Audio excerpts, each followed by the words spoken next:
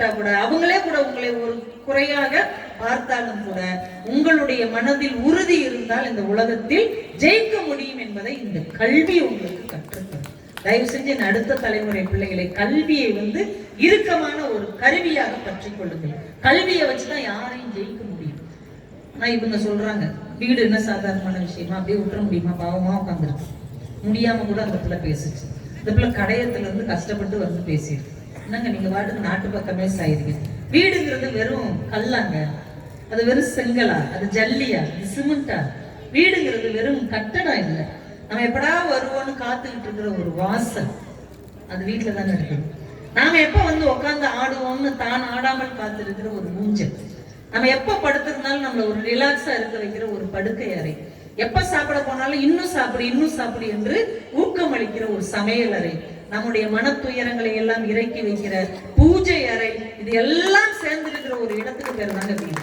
நீங்க 1000 5 ஸ்டார் ஹோட்டல்ல தங்குங்களேன், வீட்டுல நம்ம வழக்கமா படுக்கிற இடத்துல உருண்டு படுக்கும் போது கிடைக்கிற ஒரு நிம்மதியான தூக்கத்தை நீங்க உலகத்துல எந்த இடத்துலயும் அனுபவிக்கவே முடியாது.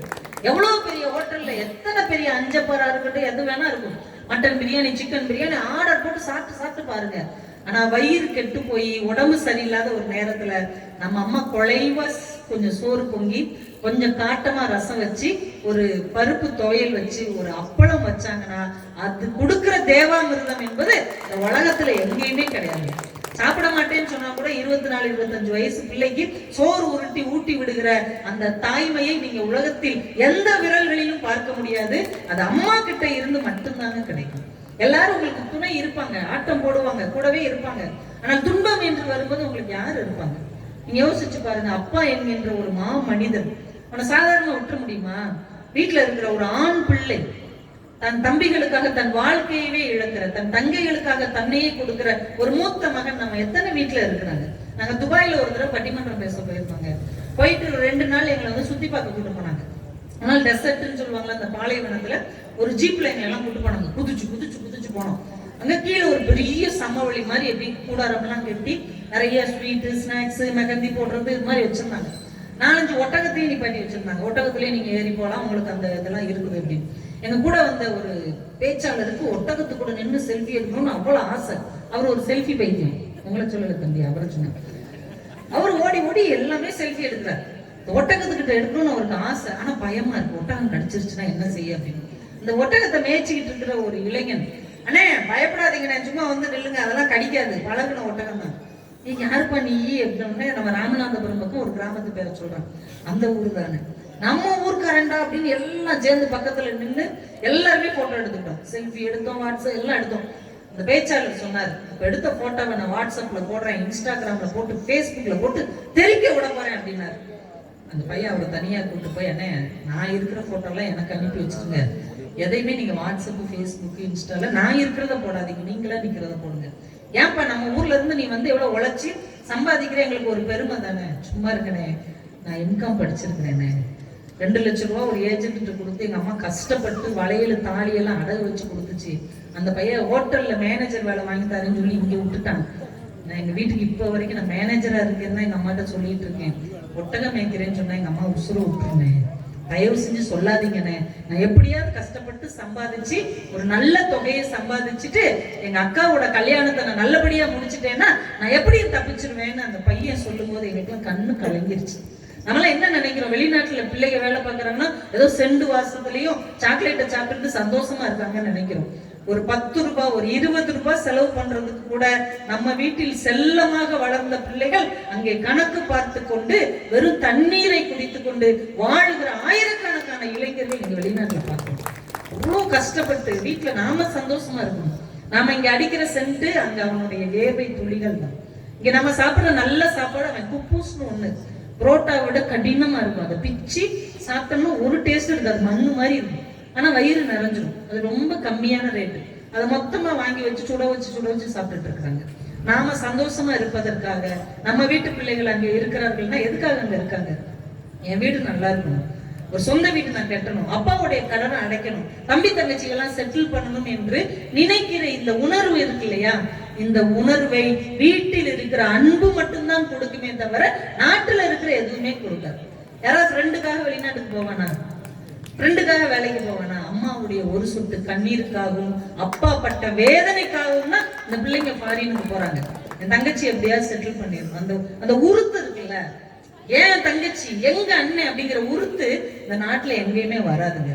சிரியான்னு ஒரு நாட்டுல 2-3 வருஷத்துக்கு முன்னாடி நிலநடுக்கம் வந்தது. கட்டடங்கள்லாம் இடிஞ்சு இடிஞ்சு விழுந்து கிடந்தது. ஒரு 12 வயசு பொண்ணு ஒரு பெரிய கட்டடத்தை இப்படி கையில தாங்கிக்கிட்டு இருக்கா. கீழே 7 வயசு தம்பி. 36 மணி நேரம் அந்த பிள்ளை தாங்கிக்கிட்டு இருக்கு. 12 வயசுக்குள்ள எப்படிங்க தாங்க முடியும்? அவங்களை மீட்டு எடுத்த உடனே அந்த நிருபர் கேட்டாங்க, எப்படிமா இவ்வளவு பெரிய இந்த சுவரை நீ தாங்கின? சுவர் கிடக்கட்டுங்க, என் தம்பி இல்ல, என் தம்பியை நான் காப்பாத்துறதுக்காக எவ்வளவு சுமையனாலும் சுமப்பேன் 12 வயசுக்குள்ள சொல்லுச்சு. வீட்டுல அடிச்சுக்கிட்ட அதே பிள்ளைகள் தான். ஒரு சாக்லேட்டுக்காகவும் ஒரு பென்சிலுக்காகவும் அடிச்சுக்கிட்ட அதே பிள்ளைகள் தான். தன் தம்பிக்கு ஒரு ஆபத்து என்றால் ஒரு அக்கா அழுகிற கண்ணீர் இருக்கு இல்லையா, அது கடவுளுக்கு முன்னால் நிற்கிற பிரார்த்தனை மலர்களுக்கு சமமானது. என் தம்பி எப்படியாச்சும் நல்லா வந்துடணும், அவன் நல்லா வருவான் அப்படின்று ஒரு அக்காவின் நம்பிக்கை, ஒரு அண்ணன் தங்கச்சி மேல வச்சிருக்கிற பாசம், இதை உடை தெரிந்து விட்டு இந்த நாட்டிலே என்ன இருக்கிறது? அப்பா படுற பாடு, என்னென்ன வேலையெல்லாம் அப்பாக்கள் படுறாங்க. நான் ஒரு நாள் பார்த்தேன், இந்த போர்வெல் மிஷின் ஒன்று போட வருவாங்க, பார்த்துருக்கீங்களா? நம்ம பக்கத்து தெருவில் போட்டாலே நம்மளுக்கு கடுப்பா இருக்கும், தூங்கவே விட மாட்டேங்க, சத்தம் கேட்டுக்கிட்டே இருக்கும், நம்ம எரிச்சல் படுறோம்ல. அந்த மிஷினுக்கு பக்கத்துலேயே ஒரு ஆள் துண்டு விரிச்சு படுத்து கிடக்காரு. யார் யானின்னா இந்த மிஷினை நான் தான் ஓட்டுறேன் அப்படிங்கிறாரு. இந்த சத்தத்துல எப்படியா உன்னால தூங்க முடியுது அப்படின்னா, சும்மா இருக்குங்க, இந்த சத்தத்துல நான் தூங்கி வாழ பழகினால்தான் என் குடும்பம் அமைதியாக தூங்கி வாழும். அப்பாக்கள் பாக்குற வேலையெல்லாம் அவ்வளவு சாதாரணமான வேலை இல்லை. நம்ம நினைக்கிறோம் அப்பா 1000 ரூபாய் 2000 ரூபாய் 10,000 ரூபாய் கொடுக்கறதா ஏதோ பனைமரத்துல இருந்து ஆலமரத்துல இருந்து பறிச்சுட்டு வரல. ஒவ்வொரு பணத்துக்கு பின்னாலும் அப்பாவின் உழைப்பு, வேர்வை, தியாகம், கண்ணீர், ரத்தம் மறைந்து இருக்கிறது என்பதை இளைய தலைமுறை பிள்ளைகள் தயவு செஞ்சு புரிஞ்சுக்கணும். உங்க அப்பா அவ்வளவு கஷ்டப்பட்டு தான் இந்த பணத்தை வீட்டுக்கு கொண்டு வந்து கொடுக்குறாரு. உங்க அம்மா அவ்வளவு கஷ்டப்பட்டு தான் அந்த காசை இறுகி பிடிச்சு இந்த குடும்பத்தை வாழ வைக்கிறாரு. நம்ம புரிஞ்சுக்கணும். இந்த ஜார்க்கண்ட்னு ஒரு மாநிலம் இருக்குல்ல, அங்க ஒரு சின்ன ஊரு, அங்க ஒரு அம்மாவுக்கு ஃபேர்வெல் பார்ட்டி நடந்தது. யாருன்னா துப்புரவு பணியாளர், தெருவெல்லாம் பெருக்குவாங்கல்ல, சுமித்ரா தேவின்னு ஒரு அம்மாவுக்கு ஃபேர்வெல் பார்ட்டி. கிட்டத்தட்ட 32 வருஷமா அவங்க அந்த வேலையை ரொம்ப தரமா செஞ்சிருக்கிறாங்க. பெரும்பாலும் லீவே போட மாட்டாங்க, யாரையும் குறை சொல்ல மாட்டாங்க. சரி, நல்ல ஒரு அம்மா. அவங்களுக்கு ஒரு பாராட்டு விழா சின்னதா நடத்திக்கணும். ஒரு சின்ன தெருவுக்குள்ள ஒரு விழா நடக்குது. விழா தொடங்குற நேரத்துக்கு முன்னாடி பார்த்தா திடீர்னு பீகார் கலெக்டர் வர்றாரு. கலெக்டர் இந்த விழாவுக்கு வர்றாரு, சரி எதுக்கும் வந்திருக்காரு, வாங்கன்னு மேடையில சேரப்பட்டு உட்கார வச்சுட்டாங்க. கொஞ்ச நேரம் பார்த்து அந்த ஊர்லயே பெரிய டாக்டர் அவரும் வந்து உட்கார்றாரு. கொஞ்ச நேரம் கழிச்சு ஒரு ரயில்வே இன்ஜினியர் வந்து உட்கார்றாரு. இன்னும் பெரிய பெரிய ஆளுகள்லாம் வந்துட்டாங்க அப்படின்ட்டு இந்த விழாவை தொடங்கி பேச வைக்கிறவங்க இந்த சுமித்ரா தேவி அம்மா நல்லா வேலை பார்ப்பாங்க, நல்லவங்க. கலெக்டர் ஏதோ முக்கியமான விஷயமா வந்திருக்கிறார், முதல் அவர் பேசிட்டு போகட்டும். அந்த கலெக்டர் வந்து சிரிச்சுக்கிட்டே சொன்னார், நான் ஏன் சம்பந்தம் இல்லாம பக்கத்து மாநிலத்துல இருந்து இந்த விழாவுக்கு வந்தேன்னு உங்களுக்கு எல்லாம் ஆச்சரியமா இருக்கும். இந்த சுமித்ரா தேவி அம்மாவை பத்தி உங்களுக்கு தெரியாத உண்மை எனக்கு தெரியும், நான் சொல்றேன். அவங்க 32 வருஷம் முன்னாடி கல்யாணம் ஆகி அவங்க குழந்தைகளோட இருக்கும்போது அவங்க கணவர் திடீர்னு ஹார்ட் அட்டாக்ல இறந்துட்டார். இந்த ஒரு அம்மா இந்த வேலையை பார்த்து, இந்த துப்புரவு வேலையை பார்த்து 3 பிள்ளைங்களையும் கஷ்டப்பட்டு படிக்க வச்சாங்க, ஒழுக்கமா வளர்த்தாங்க, நேர்மையா கொண்டு வந்தாங்க. அந்த பிள்ளைங்க நல்ல நிலைமைக்கு வந்துட்டாங்க. அம்மா நாங்க தான் நல்லா சம்பாதிக்கிறோம்ல, இந்த வேலையை விட்டு விலகுங்களேன், மகாராணி மாதிரி உங்களை காப்பாத்துறோம்னு சொன்னாங்க. இந்த அம்மா சொன்னாங்க, ஏய் போங்கடா, இந்த வேலையை பார்த்துதான்டா இவ்வளவு பெரிய வேலைக்கு உங்களை நான் கொண்டு வந்திருக்கிறேன், கடைசி வரைக்கும் நான் என் வேலையை பார்த்துட்டு தான் ரிட்டையர்ட் ஆவேன்னு கம்பீரமா சொன்ன ஒரு அம்மா 3 பிள்ளைங்களை அருமையா வளர்த்தாங்க. 3வது பிள்ளை ரயில்வே இன்ஜினியரா இருக்கிறான், 2வது பிள்ளை டாக்டரா இருக்கிறான், மூத்த பிள்ளை கலெக்டர் ஆகி உங்க முன்னாடி பேசிட்டு. கூட்டமே அப்படியே உறைஞ்சு போயிடுச்சு, கண்ணீர் மல்கிட்டாங்க. ஒரு தாய் நினைத்தால் எந்த உதவியும் இல்லாமல், யாருடைய ஆதரவும் இல்லாமல் ஒற்றை மனுஷியாக நின்று ஒரு குடும்பத்தை இவ்வளவு பெரிய உயரத்துக்கு கொண்டு வர முடியும் என்றால் நாடு அந்த அளவுக்கு சப்போர்ட் பண்ணாதுங்க. நம்ம முட்டி மோதி வெளியில வந்து அது கொஞ்சம் கை தூக்கி விடும். ஆனால் தரைமட்டத்தில் கிடப்பவர்களை கை தூக்கி விட்டு கூடவே இருந்து ஏற்றி விடுகிற ஒரு தாய்மையும் ஒரு தந்தைமையும் ஒரு அண்ணன் தம்பி சகோதர பாசமும் வீட்டில் தான் இருக்கிறது.